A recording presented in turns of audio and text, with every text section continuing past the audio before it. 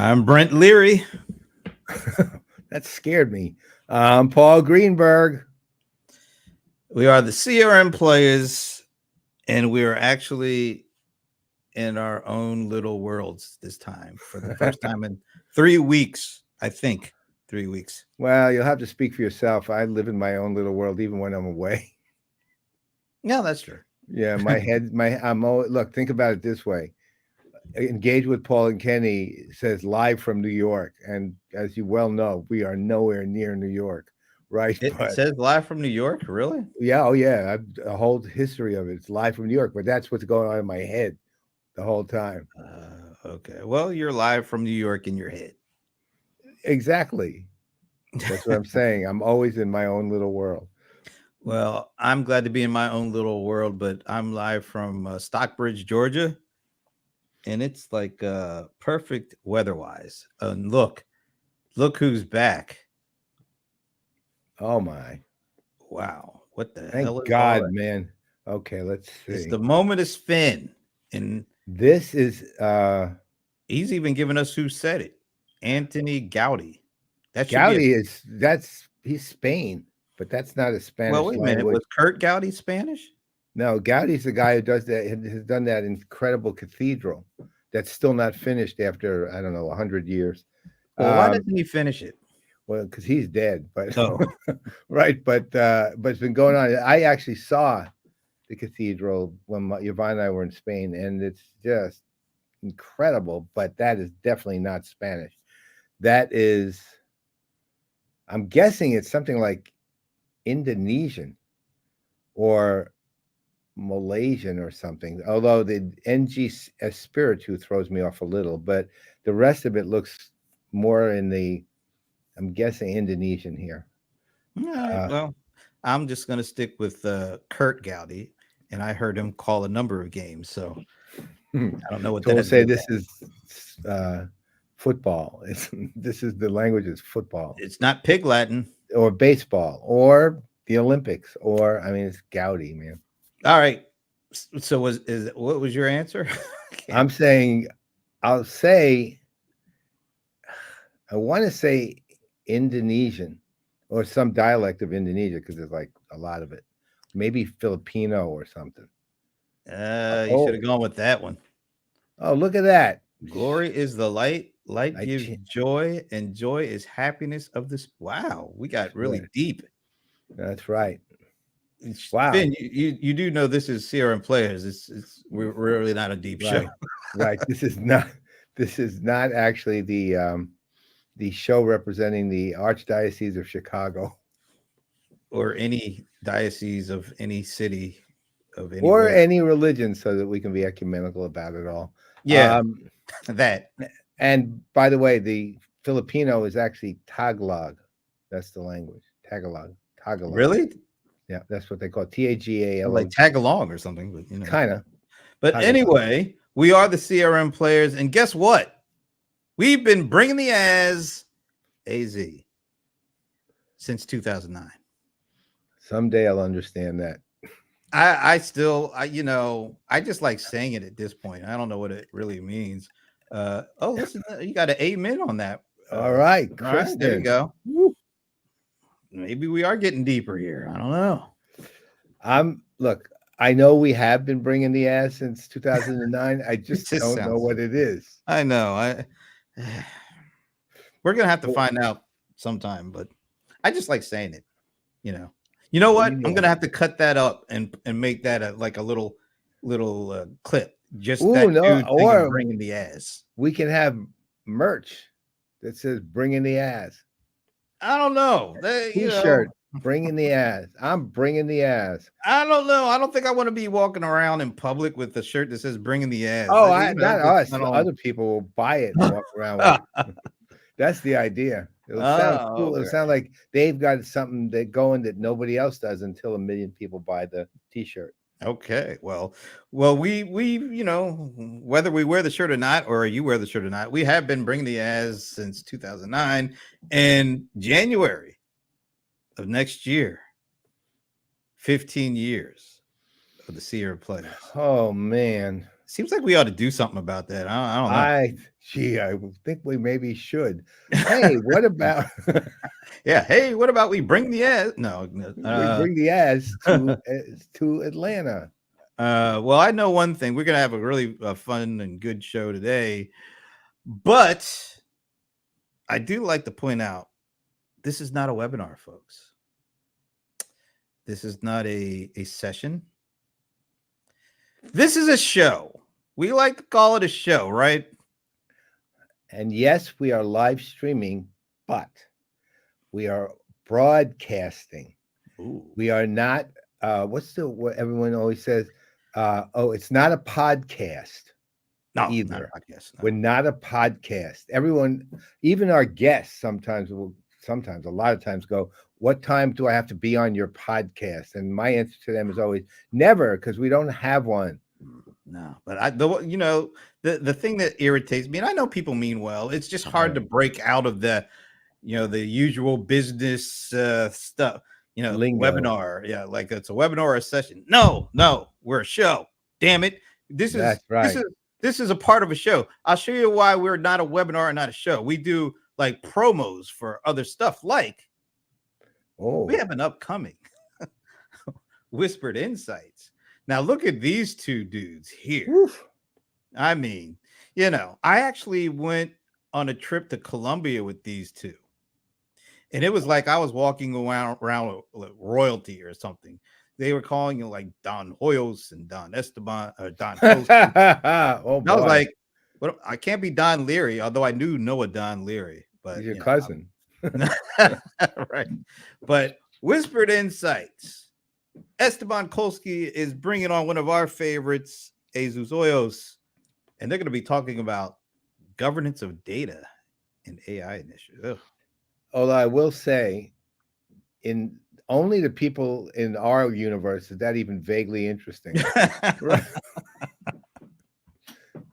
Well, no, there's people who are, let's say this, on the one hand, there are no two better people to talk about it than these two, because they will give it the necessary edge that it needs, and at the same time will explain what you need to know.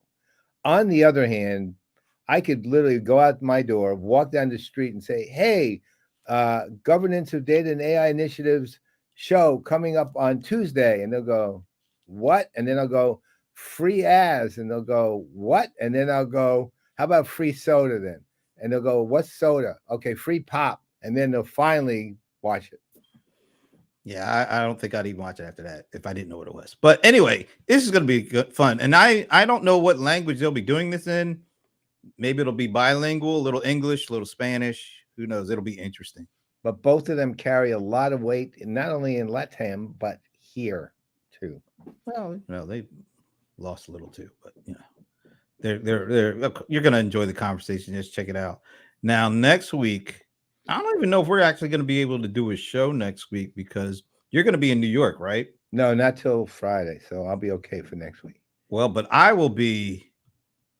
Wait a minute. That didn't work. Right. I'll be in London. Oh, whoa.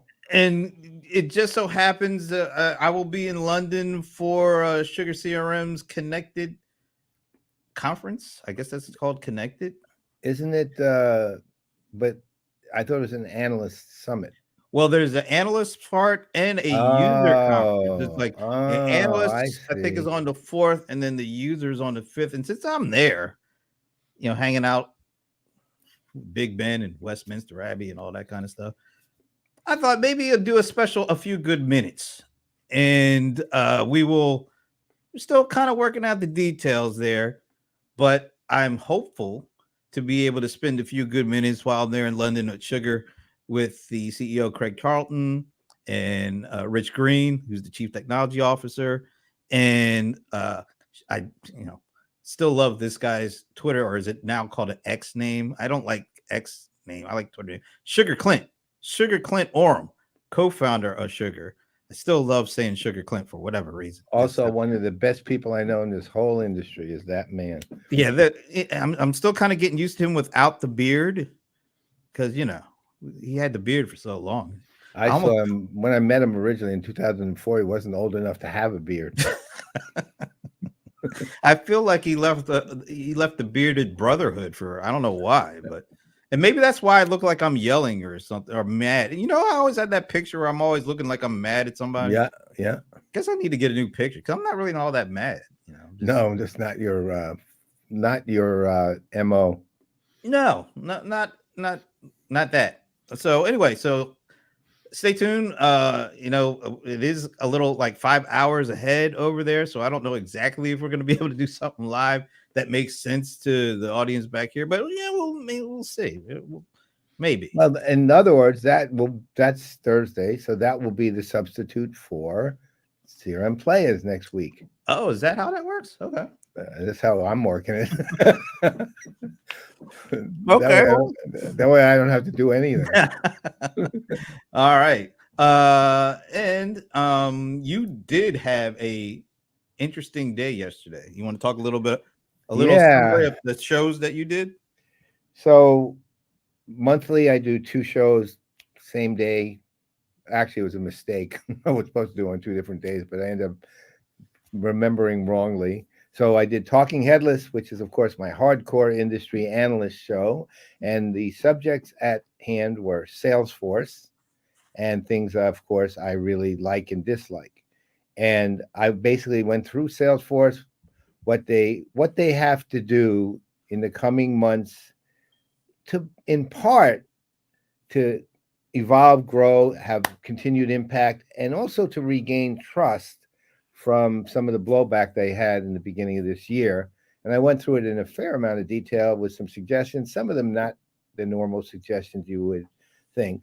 That's available on our website already, playazproductions.network, or on our YouTube channel. It's up and running. Then last night, Kenny Lauer, who's a former head of marketing of the Golden State Warriors, probably one of the leading people in the world when it comes to design and CX, and co-host with me of Engaged with Paul and Kenny, had a conversation with Tim Kobe. Tim Kobe is the CEO and founder of 8 Inc., and it's literally one of the great world design firms in the world. I mean, you name a major institution, and that means not only private sector companies like Tesla, Lamborghini, and those kind of things, but name a government or an education system, and these guys are working on how to refine the human experience in those institutions in a way that actually impacts, in a better way, human beings. He also, one of his big claims to fame is he is the creator of Apple Retail, the guy who made it what it is today. In fact, he recounted one story where Steve Jobs literally, now imagine this, Steve Jobs was so taken aback by what he was thinking. How taken aback was? Oh, I thought I was supposed to. Oh no, yeah. How taken aback? How taken aback was he? He was so taken aback that he literally said to Tim, "You're from another planet." And now just imagine Steve Jobs saying that, who seemed to be literally from another universe, right? So I highly recommend you listen to that discussion. It's already up on both locations for you to peruse. I think they were. I saw most of one and some of the other. I have to go back because I really want to really listen more closely to Tim Kobe. But the Talking Headless, I have to say, I listened to that whole thing, and I had a bone to pick with you for one thing you said. Happened to be with you talking about the something I like and something I don't. And you said, you know, that's your favorite thing segment. I don't know. And then you kind of like said, well, you know, I'm sorry, Brent, but you know, I like this more than I like Stump the Godfather. That's right. And I have to tell you, stand by it. I took a mild offense to that, but you know, it just ironically, I was having this like instant message chat with a friend of mine, and I was talking about, just getting back, and I had to do some editing, and I had all this video and just talk about the shows. And I'm going to pop up part of this discussion so you can see what she said. She said, I try to catch your shows, but sadly I miss them most of the time. Oh no. I totally get it. Then I said, no worries, because I probably miss them too if I wasn't on them. I mean, I already read the rest. Honest. And so skip ahead without to any the rest. prompting, she says, I like the Stump the Godfathers. I did not prompt her. I did not say. Now you understand why I like my segment better. But hey, basically, all you've done is invite people to be happy with bodily harm on me. No, see, I stood up for you. I said, look, my buddy does not like those. Doesn't like those, but he's starting to like the Stump the God. See, I caught what she said, and I tried to adjust it. So you don't like Stump the Godfather, but you're liking Stump the Godfather because you do not like to be stumped. See, I tried to make sure she got it, and then it ended like this. She says, I like them. She likes the Stump. So she likes the Stump the Godfather. People are super engaged, and that's why she likes it. And I said, yeah, that's definitely the whole point of them. It's why, I kind of like asking you questions that you may have a little bit of a difficulty with. That might be a part of it. But yeah, by getting the answers from sources that mean literally nothing to anybody. Well, I think they do mean something, but I just wanted to point out to you that people are getting emotionally invested. I'm so happy for them. Stump the God. I'm just so happy for them. And you know what? And now it's time for Stump the Godfather with the venerable Paul Greenberg. Brought to you by Microsoft Dynamics 365 Copilot. Venerable part. Look at what Sahil. Look at what Sahil is saying. Sahil, you're no longer a mentee of mine. All right. So we are with Stump the Godfather, brought to you by Microsoft Dynamics 365 Copilot. And this week's question, because we haven't had it in a couple of weeks, so I had to get a good one. I was trying to find a good one. And so this week's question: the market size in the generative AI market is projected to reach roughly $45 billion this year. But what is it expected to reach in 2030? Before I go, let everyone guess, but before I guess, let me ask you this. Oh boy. Who's your source? Right? I'm not going to tell you. When I see 2030, I'm already suspicious because there's only that other company whose name is so unimportant that I forgot it already is probably the source of this. Okay, so I will say if that's true, I will $2 trillion. I will stipulate to this. It is not that other company. All right. So okay. The market is, because I would have guessed then 2 trillion, and then social CRM would be 20 quadrillion. No, but if there was you're gonna know the name of the company after we get all the people's comments and guesses. Sahil, start throwing yours in there. Anybody else? Kristen, we welcome you to do. Oh, okay. Wow. 9.8 trillion. Yeah, that's a little, that's a biggie. That's a little on the high side. See, I hope you're talking you're talking about inflationary Zimbabwe currency. I don't know. Okay, so 9.8 trillion is going to work. Rebecca is going. Wait a minute, 100 billion plus. 100 billion plus what, Rebecca? Plus $1. 100 billion. Is Patrick going to get in on this one too? And how many wolves would that be? So we got 9.8 trillion, which I have to admit, kind of big. We got the 100 billion. Anybody else out there want to take a guess? Sven, give us a guess, Sven. You're usually pretty good at this stuff. Qualifying for camera. No, that's right. Rebecca, that's Patrick. He's guessing $1. Dollars. Oh, woof, woof. Dollars. Woof woof. Okay. All right. Okay. So that's a good Patrick answer. Dollars. I can look, Sven. I told you it's not the same. I know we got a lot of flack from the last one. It is not the same sources. You're gonna know this So I'm not going to give it to you because then you start looking and hunting and stuff. So I'm not going that way. All right, 150 billion, says Michael Klein. All right, so we're all over the map here. We got 9.8 trillion. We got 100 plus billion. We've got 150 billion. Sven is still questioning the source, but please feel free to put your guess in. And our guest in the green room, we see you. We'll be bringing it out shortly. If you want to give us a guess in the private chat little thing, and we'll tell everybody what you guess, we will be glad to include that. What are you, Sven? Are you a lawyer now or something? What is going on here? No, apparently it's not the crazy resource from last time. I told you. I wouldn't call that a resource, Sven. That wasn't a resource. That was a company that made 0.4 billion. 400 million. 400 million. Okay. Given that means considering it's already 45 billion now, it might be a little off on that one there, Sven. I'm just saying. Maybe it'll no longer be distinguished as a market category. So our guest, who I'm waiting for the official Venerable Paul Greenberg. Well, I can see what our guests put in there. I'm going to tell you. I have access to what I know. I'm just saying. I don't want to say who the guest is because that's what people actually come to the show to be introduced by you. So I'm not going to. But her guess is 300 billion. Now Michael is revising his up. This is an auction. We're auctioning off ChatGPT here. Igor, I hear 500 billion. Do I hear 700 billion? All right, 500 billion going once. No, let me get these in.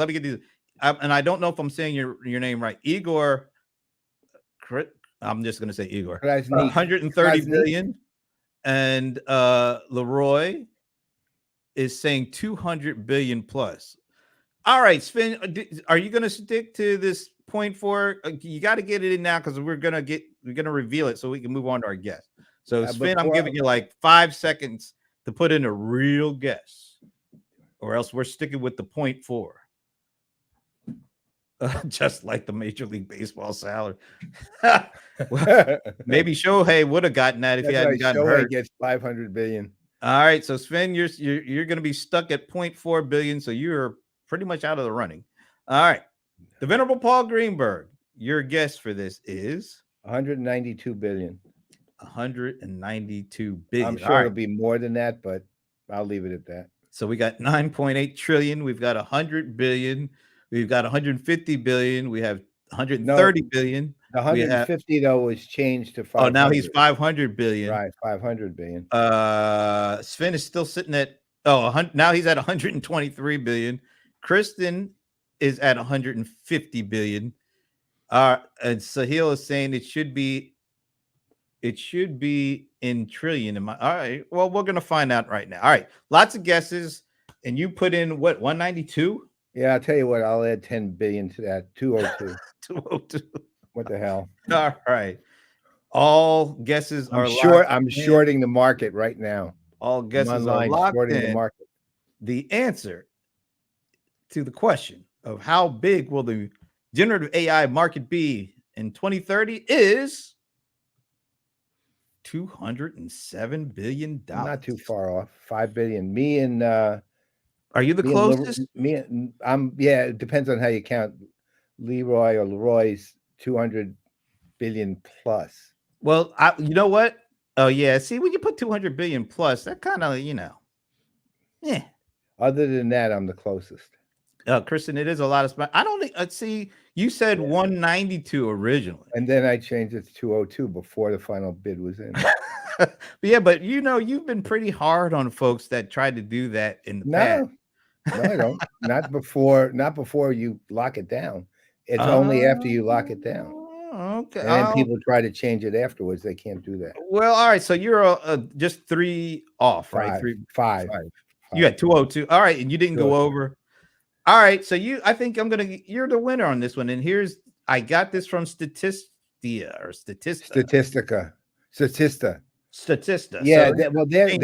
They're like what's the Meta Rotten Tomatoes? They're like Rotten Tomatoes. They gather up all the other statistics from other places and then figure it out. That's I never. Sorry, Michael. There's no going back. No going back. That's right. You made the Sven, commitment, it Michael. says 207 right there. I don't. It's Who knows? Source. Look at the source, Sven. Sven gets so testy about this stuff. Statista is Market Insights. That's the source. I used to use them for when I would get numbers for the PC and gaming industry stuff I was doing. Yeah, I think their stuff is as good as anybody else's. Right, which is pretty much not all that good. But I mean, who the hell could possibly figure that out in any of them? The one I've always kind of liked the best, and this might sound funny when it comes to at least CRM, those kind of things, is Gartner. I still think that they're kind of at least reasonable. You know. But again, take a look. How do you come up with, look at 2029. How do you possibly come up with 181 million, $1 billion, 900 million? How do you come up with the 900 million? And then, or go to 2025, 88 billion, 350 million. That makes no sense that you can come up with a number even that. I mean, I've seen come up down to pennies. You know what? We'll put our own out. We'll put our own thing out. We'll put a Playaz estimate out. Yeah, and then we'll identify how we came to the conclusion, which was not really. We guessed. Throw some darts a lot. We guessed a lot. Yeah. But I thought that was interesting. So 200. First of all, it's already 45 billion at the end of this year, and that's pretty robust growth all the way up. I mean, it's going to be roughly about 5 times that by 2030, which is pretty significant. So, yeah, it's interesting stuff. I find this interesting. Was this a good question? As good as any other one you ask. I mean, what am I going to say? Oh well, it was fun. You know what? I'm going to go back to my friend's statement. I'm going to tell you this is why nothing beats Stump the Godfather, because the engagement stuff. Where did she say that? People are super engaged. There it is. I'm going to have to talk to your friend and kind of disabuse her of the notion. That's Stump the Godfather, brought to you by Microsoft Dynamics 365 Copilot. We're here for the super engagement. All right. I like that. That was kind of cool. That's maybe what bringing the as means. Super engagement. Right. Well, now that we've gotten that out of the way, I turn things over to the venerable Paul Greenberg for the introduction of today's guest. All right. So this guest, actually, the generation of this actual appearance came from a conversation we had at Dreamforce a few weeks ago. Indira Gillingham, who's VP of Partners. She actually runs North American partnerships for Salesforce. We had this. She was sitting at a table with a bunch of us analysts, and among them me and Brent and a few others, and just an astonishing discussion in terms of her thinking. And she's very good at asking questions too, which is, believe me, not a norm. And she just sort of articulated extremely well how Salesforce thinks, how she thinks, and what it took, or what it takes, I should say, to really make a partnership work with a company. Now, I don't know her well. I met her one other time. I think it was about a year at Dreamforce the prior year. At the breakfast at Dreamforce. Right. But I was so impressed with how she was presenting what she was telling us that I thought she would make an amazing guest for this show. And, it's somebody obviously, I obviously took a look at her LinkedIn bio and things like that. And she came out of VMware, which is kind of an interesting transition over to Salesforce. I'm going to be very curious to hear what she has to say, but let's say this. We want to talk about super engaged. I was super engaged, and I know everyone here will be. So let's bring her on. Awesome. Did you say her name? Wait a minute, you didn't say her name, did you? Yeah, I did. I didn't even. I said her name and her title, in fact. Oh, okay. I think I blocked out because it was kind of a long. It was a long intro, but we're glad to see it. She's even rocking the Trailblazer Speedo. Hoodie. Definitely not a speedo, Brett. Yeah, don't mind me. I can tell you though, Salesforce is the one company that you actually use the word speedo, and somebody's probably wearing one. Well, we'll move on from that one though. But it was. Thank you for making time to join us. It was perfect timing because we had just seen you a couple of weeks ago, and had a really good conversation. And now, and you came in and you played along with us with Stump the Godfather, which always makes me feel good when our guests play around. But let's think about, there's all this talk about Gen AI, and you're heavy into partners and alliances. When you see something like the amount of money in the market for Gen AI is 45 billion now, it's going to grow to like 200 billion. What do you think that does to the way that partnerships and alliances are going to be carried out and kind of transformed as more and more emphasis goes into how AI is used in these enterprise apps and all these ISVs and other partners that you guys have to figure out, well, how do we work together to put all that out there? When you think, and this is, I know it's kind of a big question, but yeah, do you have any initial thoughts on how all this Gen AI stuff will actually transform the way that you look and carry out partnerships and alliances? Yeah, and I will answer your question, Brett, but I do want to, maybe we ought to give a little credence to what Sahil said, because, in some ways, right, like you think about the mobile revolution, it was all around users, but Gen AI, it's an explosion of data. So maybe there is something there that he's onto around dollars being a bit bigger than we think that they will be, right? So you were good with his 9.8 trillion. I wouldn't go maybe that far, but perhaps traditional ways of measuring the market might change in the future state. So I'm gonna throw you a bone there, Sahil. Man, you are so lucky. I swear to God, you're lucky. Well, we'll be talking about it though. First of all, I love your guys' format. It's not every day you get to hang out with Playaz on a show, not a podcast. So thanks for having me. I'm super thrilled to be a part of this show and talk to our amazing ecosystem. I see some familiar friends. Leroy, actually someone who I used to work with a long time ago, and he's joining us from Africa. So cool. Yeah. So to answer your question, I actually think what we're going to start to see is, so traditional alliances and partnerships have been really linear, right? Like it's company A to company B.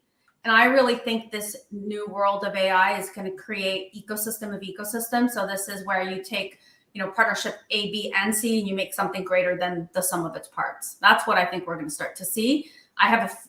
We're starting to see a few examples of that within the Salesforce ecosystem where, partner A has depth in a particular cloud, customer has a broader transformational need.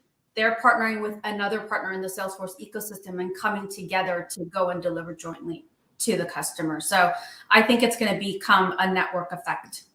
So that actually goes to an interesting proposition, I guess. So we're dealing in a world of platforms and ecosystems. AI is, Gen AI in particular, but AI generally really is let's say, inserting itself with a vengeance into the platforms, and at the same time become a matter of real consideration for those ecosystems across them. In the meantime, you look at a company, say like Salesforce, which has, I'd say it has historically even the largest organic ecosystem I've ever seen. And it actually took Salesforce a few years to even realize that and then kind of institutionalize around it. But it's had it forever. And at the same time, to your point, the whole notion of partnerships begins to, let's say, starts getting rethought because how partners interact with companies changes too. So here's my question though, is on the other hand, the other part of this is, on the other hand, I think, so I don't remember, what was the company Salesforce just acquired? Air AI. Yeah, that. AI. I don't know them, so I'm going to look into them. But just acquired a company, first acquisition for a little while now.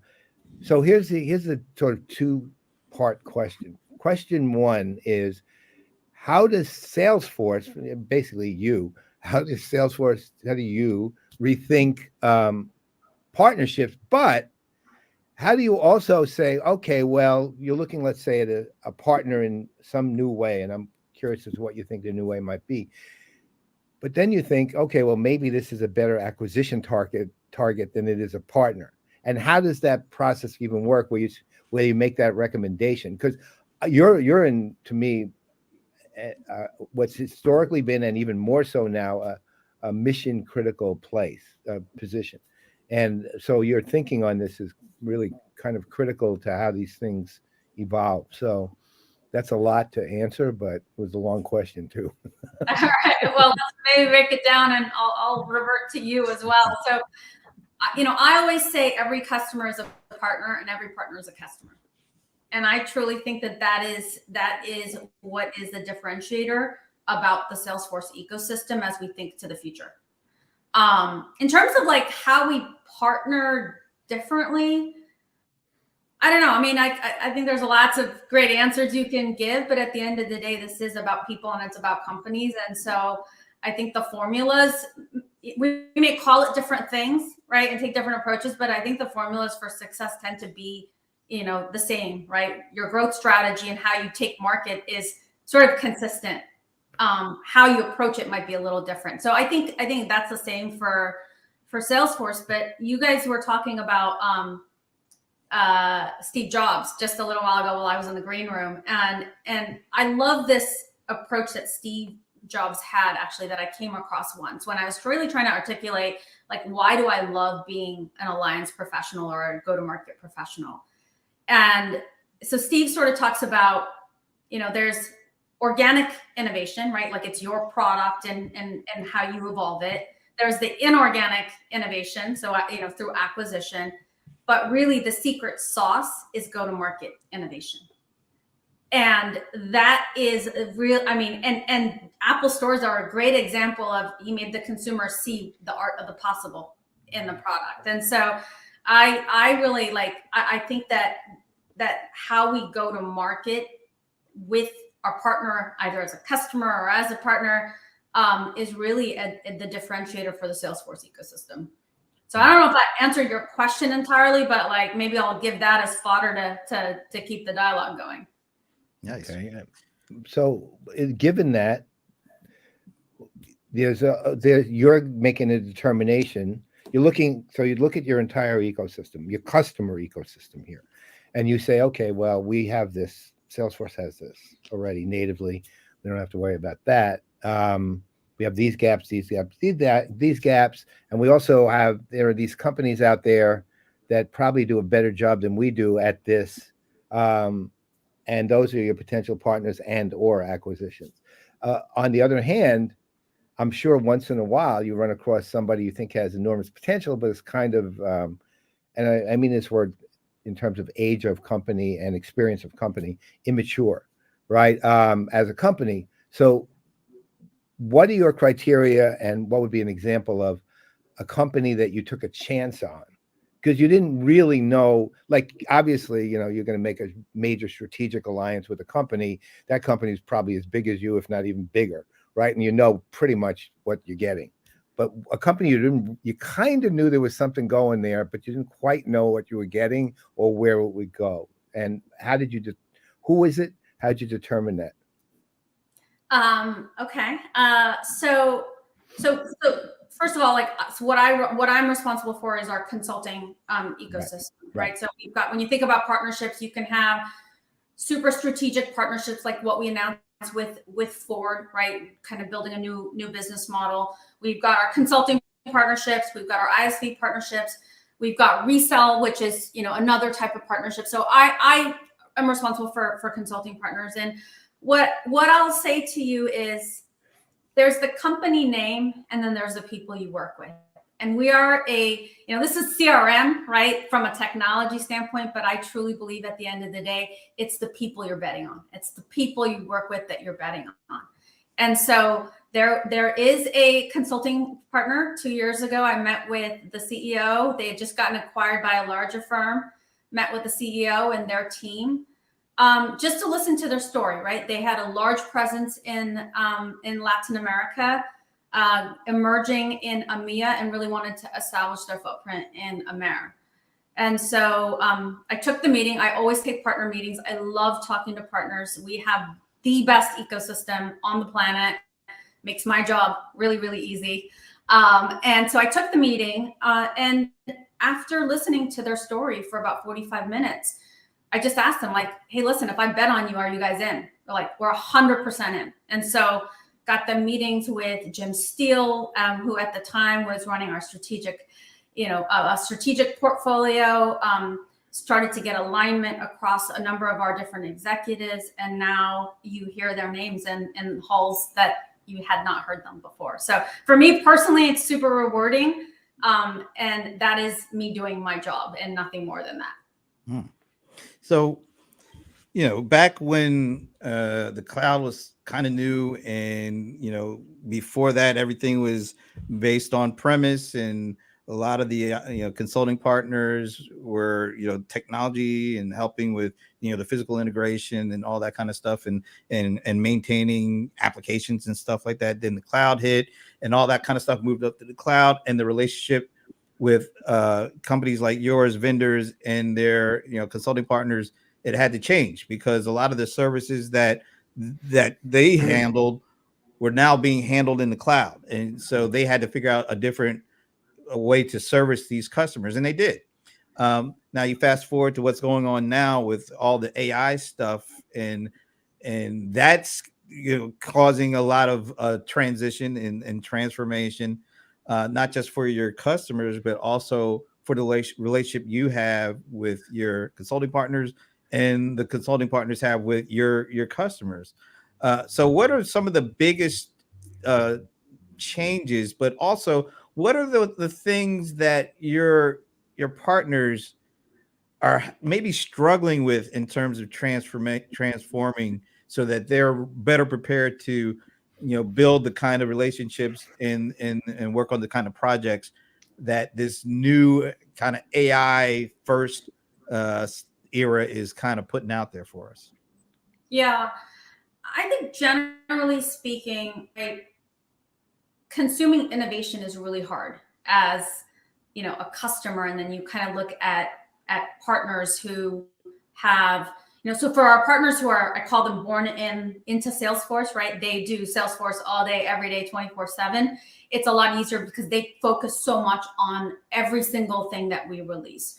If you're some of our larger consulting partners, so think global, the big guys, like the colossal giants of consulting, or you think about the bigger regional SIs where they may have a practice that is outside of Salesforce core, right? All of a sudden, when we talk about something in Mule, they might have to go bring their integration practice, the awareness, right? Or if they're talking, if we're introducing something in Tableau, now you got to talk to your data and analytics practice leaders and delivery partners. And so it becomes about how do you cascade the message internally on the amount of innovation that we're driving, and the amount of not only organic innovation, but inorganic innovation that we're driving with our C360 messaging. So I think that's probably one of the harder challenges for our larger partners. Those who live and breathe Salesforce every day, not a problem. It's getting it down into like the folks who are delivering day to day in the accounts. So I'd probably say that's one of the larger challenges that we've seen. So we've combated it in a couple different ways. We actually just kickstarted this year sort of a sales blazer program, if you will, for our consulting partners, and we've received a lot of positive feedback on the fact that it's informing them to be able to have the conversation. So if I'm a Salesforce practitioner or partner leader, to give the keys of like when to recognize to bring in the Salesforce practice into an opportunity or into a sales cycle. That's really largely where we've been able to make some positive impact. So it's like, you don't have to know the entire message, just know enough to call me, pick up the phone, call me, and I'll come in and talk to you about what Salesforce is and how it can transform your business. So kind of reversing that to some degree. I know I've been at the partner end of being not a Salesforce partner. This is Salesforce. Last time I was a partner, Salesforce didn't even exist yet. But I was a Microsoft partner though. And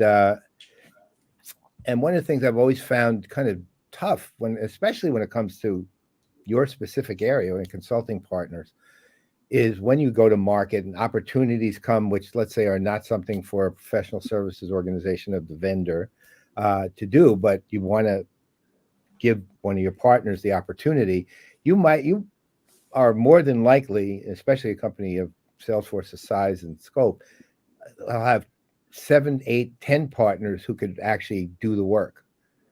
How do you decide how to bring them into the opportunity? I mean, what goes through your head and what kind of criteria you decide? Because that to me is really difficult, because partner A gets it, and then there's partner B, C, D, E, and F, and G who know they didn't.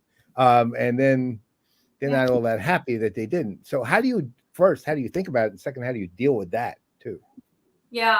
Well, we have some pretty amazing mature programs. And it's better, never best, right? Like, and you're never done with how you think about evolving the programs that we have. But generally speaking, we actually look at it from the standpoint of what is the partner's, footprint in that account? Like, is it quote unquote a lighthouse account or a house account for that partner, right? And how are they serving in that account today? And we use that as kind of the basis to make determinations around how we work with partners. But usually partners will come to us and they'll say, hey, listen, we have this opportunity, right? We're working with your AE in the field on this account. And that's perfect. That's actually what we want. We want at all times, like, we want our AEs, our field, to be working with our partners' field and having alignment at the, kind of the boots on the ground level. And we know that, especially in enterprise accounts, right? Fortune 2000, we know that pretty much every partner's in that account. So it becomes more, we look at it at the opportunity level. Like, what are you specifically doing to drive, the transformation as we do that land and expand motion? How do you deal with the hurt feelings of partners who didn't get the opportunity, who thought maybe they should have? Because that does happen. Nobody's that perfect. Very diplomatically, Paul. Very diplomatic. Yeah. How I would answer it. I'd like to kind of look at something a little different, and because all this there's a lot of new stuff going on. And what if you're in a situation where there's some new things, and you're viewing them as these things are going to be extremely important moving forward, but you look at your current roster of partners and you don't see like a 100% fit. Do you start looking outwards to try to find something, a partner that potentially is not really a part of the Salesforce ecosystem, but you can see that what they do is going to be very critical going forward? And do you start initiating some sort of relationship? And then a second part of this is, are you working at all with like your ventures and your M&A folks to say, we're seeing something here that you may need to take a look at to be a little bit more tighter underneath our umbrella, instead of just being a partner, but maybe actually becoming a part of what Salesforce offers? Yeah. So you're sort of saying, like, essentially, when we see gaps in capability, right? We call it kind of capacity and capability. How do we solve for it, right? So it is the opportunity for Salesforce, right? Because when you look at the TAM, when you look at the Salesforce economy, there's certainly opportunity. So Paul, going back to your earlier question, there is ample opportunity for every partner, and it tenfold, right? So we want more partners, and we're excited by being able to work with them and help them grow and succeed. But when we see gaps, we typically will talk about where we see sort of the skill set gaps, and we'll share that information with our partners so that they can build and invest in their own capabilities. So that's one with our existing ecosystem. And then when we think about recruiting, we do it in a targeted way, right? So if we, for example, we see perhaps the need to beef up skills in a particular cloud, we may go look at partners who are expert in that in other ways and recruit them into the ecosystem. I probably would give the best example being AI. So a lot of our partners are building their AI skill sets inorganically. They're going and acquiring those skills. They are, you can pretty much go to any site and see how some of the larger GSIs have acquired companies to beef up their consulting skills, similar to what they did, in the early 2000s or so, building up the strategic muscle, right? So marrying implementation with strategic skills and strategic capability. So I'm seeing that trend again. And so for us to be able to recruit and bring in AI skill sets so that we have almost like the best marketplace for AI skills of any, tech, partner is something that we are looking to do. I want to go a completely different place now, and just, you came from VMware, which is not sort of the usual path to Salesforce. Yeah. How'd that even happen? Well, so I joined. I call myself a reformed consultant. I have benefited from being a consultant. Still carry many of the core skill sets, but have left that part of the world as a skill set myself in 2011, I think it was.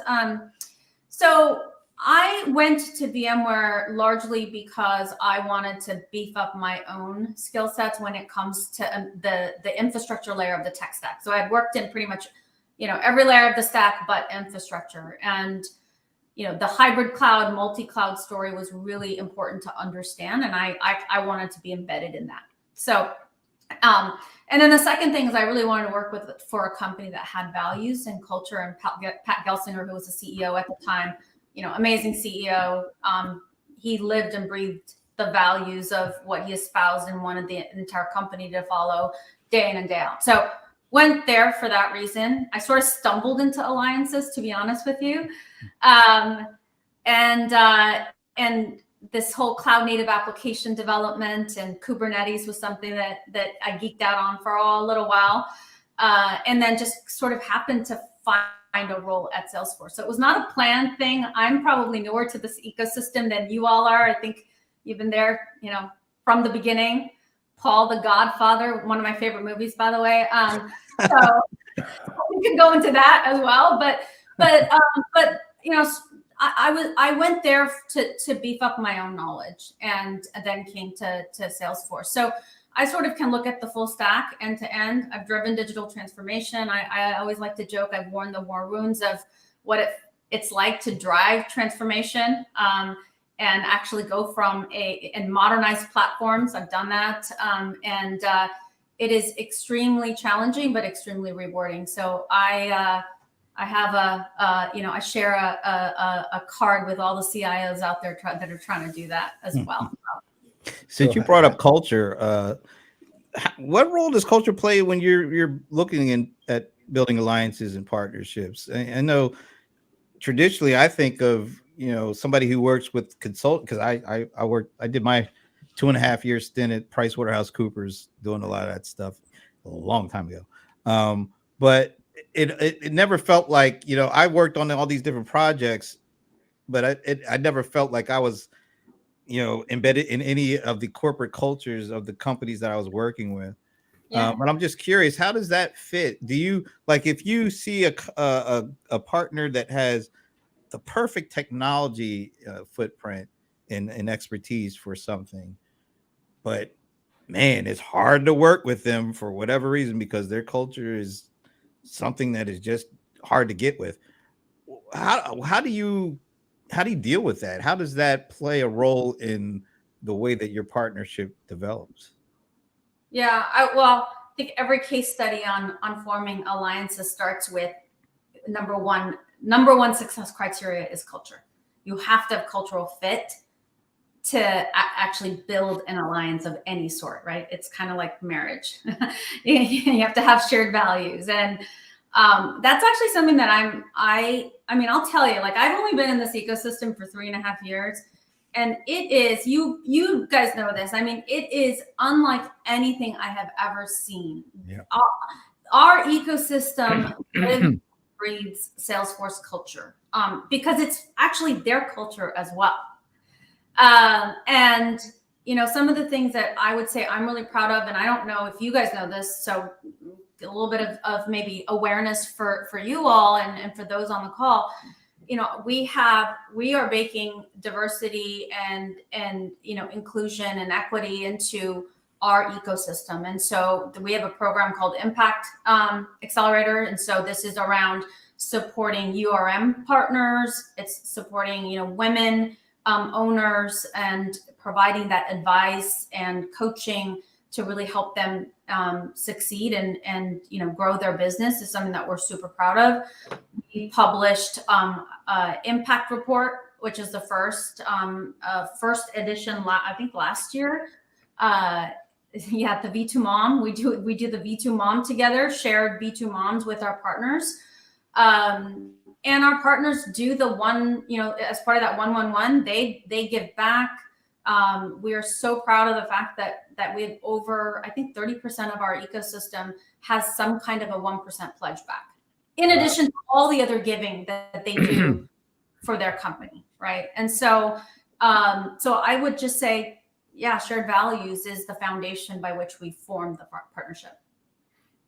So I know we're getting close to closing. So I what do you do in your non-existent, completely non-existent downtime? Well, so I came prepared. I was waiting for the sports question, you know. Oh, she was brief. She was prepared. Okay. Yeah. Number 7 in the AP ranking. University of Washington. I love college football. Did you go there? I did. Brent, I am a lot older than I look. So I was part of the era of the dogs when we were the whammy in Miami, wow, really? Oh yeah, 90s. Yeah. Oh my God. Okay. Wow. Yeah, that's surprising. Washington broke the 56 game home winning streak of the U. Yes. Wow, I did not know you. Oh yeah. I would have never guessed that. No, that's pretty good. All right, so we kind of are at that point, I guess. So okay. Somebody told you to be prepared for something, but you know, the college football thing, that was good. But the big question, and we've enjoyed this conversation immensely. We really liked it. We liked talking to you in person a couple of weeks ago. We like this now, but this last question determines whether we'll ever speak to you again. Oh wow! Anywhere at any time. All right. So you mentioned you like college football, but are you a fan of the NFL? I am, but I'm probably not as big of a fan as you are. I saw you wore a Rams hat in one of your other sessions, and you guys hate the Patriots, is what I know. So whoa. Tell me, what's okay? I feel like you're probably going to get through this. Then. So do you have a favorite NFL team? I'm gonna say I'm a little bit of a bandwagoner on this one. I'm following the Seahawks because I live in Seattle and everybody here is a Seahawks fan. So I'm more college football than NFL, but I watch the NFL. Let me put it that way. So I'm gonna go with Seahawks. Well, you're safe. You're safe, other than hopefully next Monday night when I hope you lose because I'm a Giants fan, right? So. But other than that, you are completely safe. The only wrong answer was exactly as you were briefed by somebody, and we're going to have to get to the bottom. We're going to have to get on who was that? Yeah, who the snitch is. I did my homework. Yeah, either you found that out on your own, but if somebody on the AR team briefed you, we'll find out who it is, right? In fact, the Colin Fleming session, I think, is where you guys profoundly declared your engagement. All right. So, but I am available next week if you need a substitute for your show. Well, you know what? We're definitely having you back. There's no doubt about that. Yeah, now that we got past the only speed bump, although I will take a little offense because you did say call. This is not. Yeah, you called it right. It's not a call. Right? You said this call. Oh no, I slipped. I opened with show and broadcast and not a podcast, and now I slipped. But you know what? Well, actually, we didn't mention call as one of the options, so we're giving you an out there. Yeah, we didn't explicitly say call, but just don't let it happen the next time you're on the show. Okay. I love this show, and I thought I had the best job in the world, and I think I'm gonna have to add some kind of broadcasting element to this to make it really fun and hang out with the Playaz. Ooh, all right. And are you still giving Sahil a little credit for the trillions for the AI after all this? Or? I won't go as high as him, but I'm gonna give him the courage badge for thinking real big. And well, that's Sahil. He is that kind of young guy who is he's really bright, like really bright. He's always thinking about new ideas. He's run a company successfully, got rid of the company when he wanted to, is learning new ways of approaching things all the time. I mean, the guy is good. So, I mean, I love him, but he's a great guy, but 9.8 trillion is a bit much. And on that note, thanks again for joining us. If you can stick around after we end the stream, because the little uploading of your recording is going to be going on, so we don't want you to just drop off after we end. But after saying all that, on behalf of Indira Gillingham, I'm Brent Leary. I'm Paul Greenberg. We are the CRM Players, and we can't say goodbye until we say hello to Minnie. She is the one. The one. Bye. Have a great weekend, everyone. See ya.